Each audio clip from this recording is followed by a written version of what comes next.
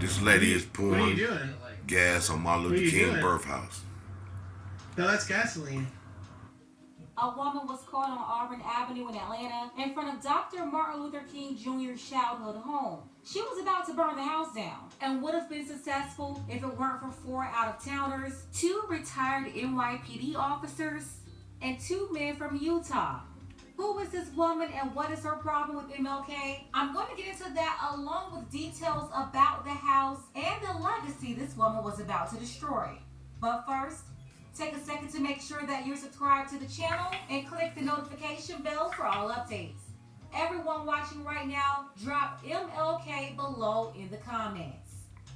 This morning, we're getting a look at new body cam video from Atlanta police showing the moments they arrested a woman accused of trying to burn down the historic birth home of Dr. Martin Luther King Jr. For the first time, we are also hearing from 2 retired New York police officers who jumped in to stop her and save the home. 11 Alive's John Schierick also spoke with the National Park Service about reevaluating security there to make sure it doesn't happen again. Atlanta police video from Thursday night showing the tourists who were surrounding the woman they had detained because of what they'd seen her do minutes earlier. Video shows the woman pouring gasoline on the birthplace of Martin Luther King Jr., then getting a lighter. Now the tourists were helping police handcuff her in front of the house. Among them, 2 retired New York City police officers. They tell me they had chased her down the street when she tried to get away.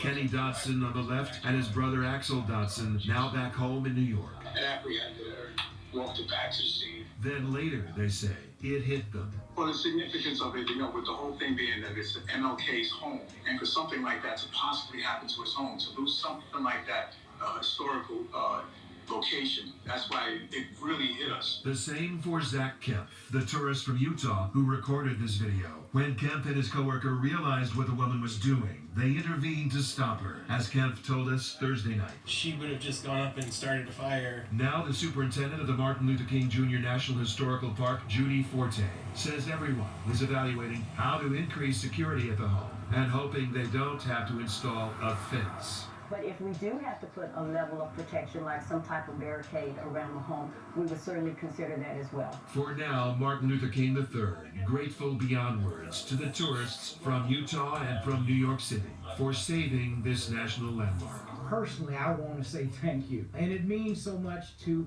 the nation that you chose to engage and avert what could have been a major catastrophe. We're eternally grateful. These good Samaritans nearly speechless. Very welcome to him and to the city and to the entire nation, really. In Atlanta, John Schierick, 11 Alive News. Here at 11 Alive, we work to be as transparent as possible to earn and keep your trust. So we wanted to share that we have made the decision not to identify the woman in this case, either on air or online.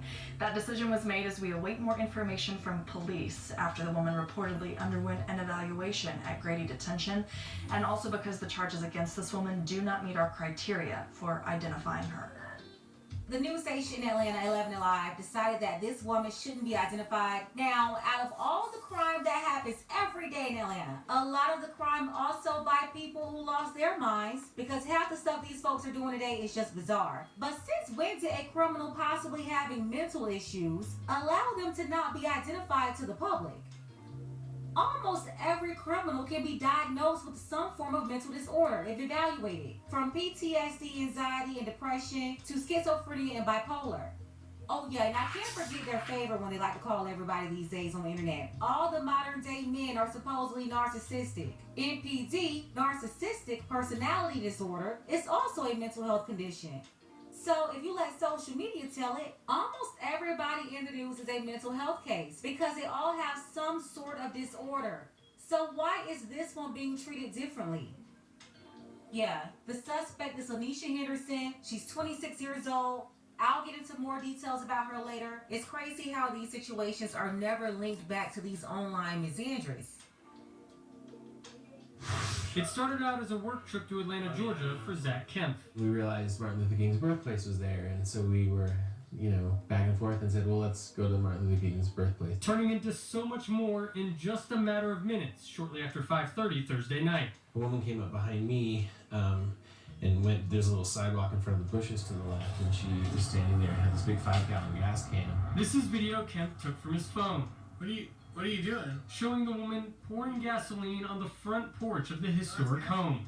Kemp says he kept filming as he says the woman went to the other side of the home and back. And then she came past me, and I didn't notice that there was a lighter in the grass too. She grabbed the lighter and then turned around to come back up the porch. He told Fox 13 News while calling 911 he also blocked the entrance to the porch. Other Good Samaritans nearby jumped in to help, including, Kemp says, 2 men who were police officers from New York who were in town visiting family. And that's why he's putting you in a position. One of them seen here, helping keep the suspect restrained until officers with the Atlanta Police Department arrived. And the detectives, then arson, then Homeland Security, then the Parks Police, then eventually the chief came because it was such a big deal. The woman was arrested and now faces charges, including attempted arson. Park superintendent, who got there a little later, was standing next to me and was on the phone and whispered that he was on the phone with Dr. King's daughter, that was like a little bit surreal, She was just worried about the house. The Martin Luther King Jr. Center releasing this statement on X, formerly known as Twitter, saying in part, thanks to the brave intervention of Good Samaritans and the quick response of law enforcement. Pay attention to the people around you and how they're doing and what's happening to stop something bad from happening. Now that he's back home and reflecting on what took place, Kemp told me he would like to return to Atlanta and actually tour MLK's birth home, adding that he's glad that it's still there. In Taylorsville, Chris Arnold, Fox 13 News, Utah. I mean, really, shout out to those men from New York and Utah who stepped in and stopped her from destroying Dr. King's legacy. They jumped into action. They really saved the day. One of them caught all of this on video and called 911. They got involved instantly, asking her what was she doing. What are you doing? What are you doing? Most people in Atlanta just keep